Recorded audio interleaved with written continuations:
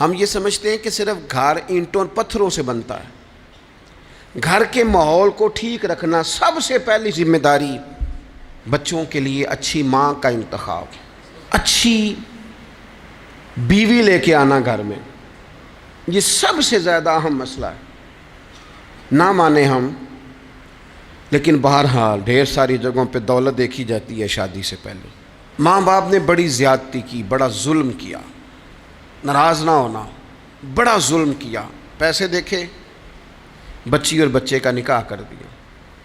یہ اتنا بڑا زندگی میں آپ نے اپنی اولاد کے ساتھ ظلم کیا ہے کہ آپ تو سائیڈ پہ ہو جائیں گے، لیکن وہ بیچارہ ساری زندگی اس کو بھگتے گا۔ نبی پاک صلی اللہ تعالیٰ علیہ وسلم نے الفاظ کو کھول کر بات کو واضح کر کے بتایا تھا۔ ایک تو ہوتا ہے نا کہ آپ کو کسی تشریح میں جانا پڑے، حضور نے بالکل کھول کے فرمایا کہ عورتوں سے محض ان کی خوبصورتی کی وجہ سے شادی نہ کرنا، اس لیے کہ خوبصورتی ان کو ہلاکت میں ڈال دے گی، اور فرمایا محض ان کے مال کی وجہ سے شادی نہ کرنا، مال ان کو سرکش بنا دے گا۔ یا رسول اللہ صلی اللہ تعالی علیہ وسلم پھر کیا کریں؟ تو محبوب فرمانے لگے ان کی دین داری کی وجہ سے ان سے شادی کرنا۔ اور یہ ابن ماجہ میں لفظ موجود ہیں، اللہ کے محبوب علیہ الصلوۃ والسلام فرمانے لگے کان میں سوراخ والی کالے رنگ کی باندی اگر دیندار ہو تو تمہارے لیے بڑی بہتر ہے۔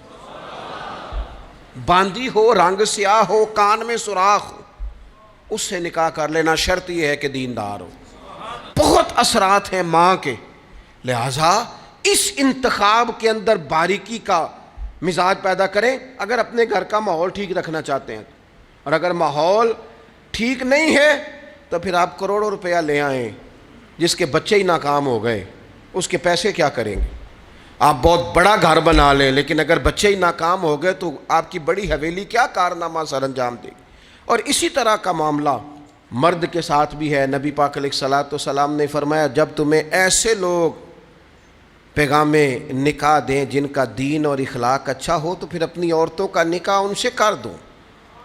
اگر ایسا نہیں کرو گے تو زمین میں فتنہ برپا ہوگا، فساد ہوگا۔ نیک مرد جب ملے تو پھر اس کے ساتھ نکاح کرو۔ صحیح بتانا، خالی نیک دے کے رشتہ دے دیا جاتا ہے؟ نیک ہے، دیندار ہے، اچھے اخلاق والا ہے، خالی تقویٰ دے کے لوگ رشتہ دیتے ہیں؟ بڑا کچھ دیکھا جاتا ہے، بڑا پس منظر دیا تو تنخواہ تھوڑی ہو تو کہتے ہیں کماتا ہی کچھ نہیں۔ اگر تو بہو آئے تو پھر تو اس کے نصیب کا رزق ہے، اور اگر بیٹی نے جانا ہو تو پھر اس کے نصیب کا رزق نہیں ہوتا۔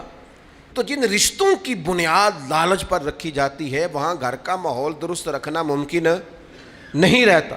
گھر کا ماحول اس وقت درست رہتا ہے جب تقویٰ کو، طہارت کو، پرہیزگاری کو، عمدہ اخلاق کو، عمدہ اطوار کو، اچھے نظریات، ستھرے مزاج کو، گھرداری کے ماحول کو جب پیش نظر رکھا جاتا ہے، پھر حالات کچھ اور طرح کے ہوتے ہیں۔